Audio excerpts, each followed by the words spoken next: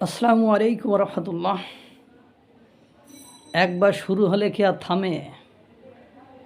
গোপালগঞ্জে যে যে অধ্যত্ত বাংলাদেশের উপকার বঙ্গবন্ধু শেখ মুজিবুর রহমানকে গালিগালাজ করা, মুজিববাদ মুর্দাবাদ বলার সাহস দেখানো, সারা বাংলাদেশের লোকদেরকে গোপালগঞ্জে ডাকা।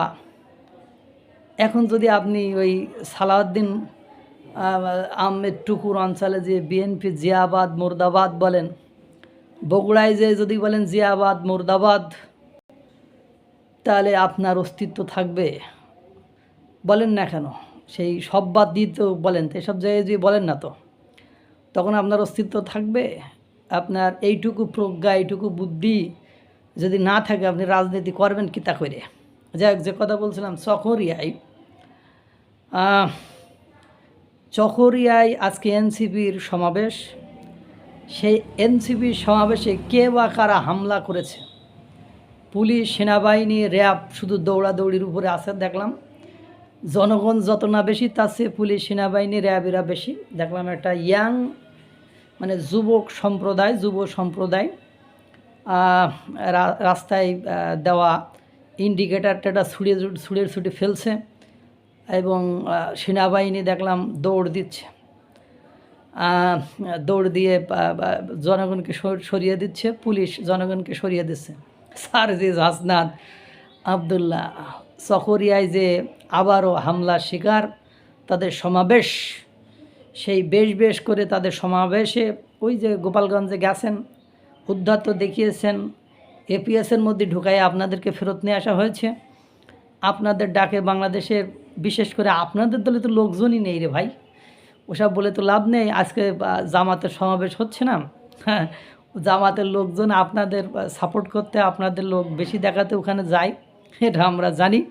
আজকে তো সব মহাসমাবেশে ঢাকায় চলে গিয়েছে, এই জন্য আজকে আর সমাবেশে তেমন লোক নেই। আজকে আবার ওখানে হামলা হয়েছে, চকরিয়াতেই আজকে এনসিপির সমাবেশ ছিল, সেখানে হামলা হয়েছে।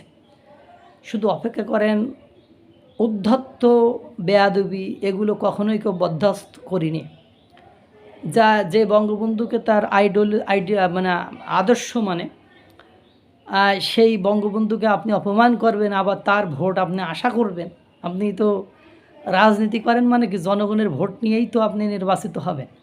এখন যে বিএনপি করে সে তো আপনাকে ভোট দেবে না, যে জামাত করে সে তো আপনাকে ভোট দেবে না। এখন আওয়ামী লীগ যদি অনুপস্থিত থাকে, তাহলে আওয়ামী লীগের ভোটগুলা মানে ভাগ হওয়ার কথা, বা আপনাদের ভাগের দুই একটা পড়ার কথা। কিন্তু দুর্ভাগ্য হলো সত্য যে আওয়ামী লীগের রূপকার বাংলাদেশের জাতির জনক বঙ্গবন্ধু শেখ মুজিবুর রহমানকে যেভাবে অকথ্য অশ্রাব্য ভাষায় গালিগালাজ করেছেন, যেভাবে অপদস্থ করেছেন, 32 নম্বর ভেঙেছেন, এরপরেও যদি জনগণ বিপদগ্রস্ত হয়ে মানে সরাসরি বলতে পারছে না, এই জন্য হয়তো বা বলছে আসি ভাই আসি, কিন্তু অন্তরে কিন্তু ওই মুজিববাদী আছে। সুযোগ পাইলেই আপনার সবল দেবে, অপেক্ষা করার কোনো মানে হয় না, আর এটা ব্যত্যয়ও কোনো কিছু ঘটবে না, এটাই ন্যাচারাল প্রসেস। এখন চকরিয়ায় যেও দেখেন না কীভাবে অপমানিত হচ্ছেন, কীভাবে হামলার শিকার হচ্ছেন। এভাবে করে দেখবেন এই বাংলাদেশের সর্বত্রই। কারণ ওই গোপালগঞ্জে যে আপনাদের যে অস্তিত্ব সংকট, আপনাদের যে লোকজন নাই, আপনাদের ডাকে যে কেউ যাবে না, সেটা ফারজানা সিদ্দিকী তো বলেই দিয়েছে, জুলাই যোদ্ধাদের ডাকিয়েন না, রাজনীতির ফায়দা নিতে হলে নিজের লোকেদের ডাকেন, পাগল ফায়েন না যে যেখানে সেখানে যাবেন আর কবর রচনা করবেন, রাজনৈতিক প্রচার চালাবেন আর আমাদের ডাকবেন আর আমরা যাব। সুতরাং আপনাদের টাইম শেষ, রাজনীতিও শেষ।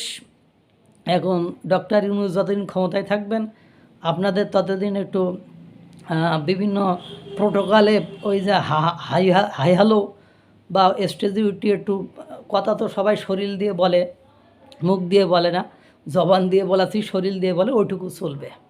আজকে একটুখানি আগে একটা চ্যানেলে দেখলাম 2020 সালে কত তারিখে বঙ্গবন্ধু শেখ মুজিবুর রহমানকে পিতা বলে সম্বোধন করে একটা স্ট্যাটাস দিয়েছিলেন হাসনাত আবদুল্লাহ, সেটা আবার একজন ইউটিউবার সুন্দর করে কপি করে দেখালেন। তো এই ধরনের লোকদের পেছনে খুব বেশি লোক থাকে না, থাকবে না। যতই আপনার অহংকার, ওই পাশাপাশি গেলে, বাড়িতে গেলে সবাই দুমুঠো ভাত দেয় এবং বলে আসি আসি, কিন্তু ভোটের খেলা অনেক জটিল খেলা। যান চকরিয়ায় যে আবার হামলার শিকার হইলেন, আল্লাহ জানে আরও কোন কোন জায়গায় হবেন। আল্লাহ তাআলা সকলকে ভালো রাখুক, সুস্থ রাখুক। আসসালামু আলাইকুম ওয়া রাহমাতুল্লাহ।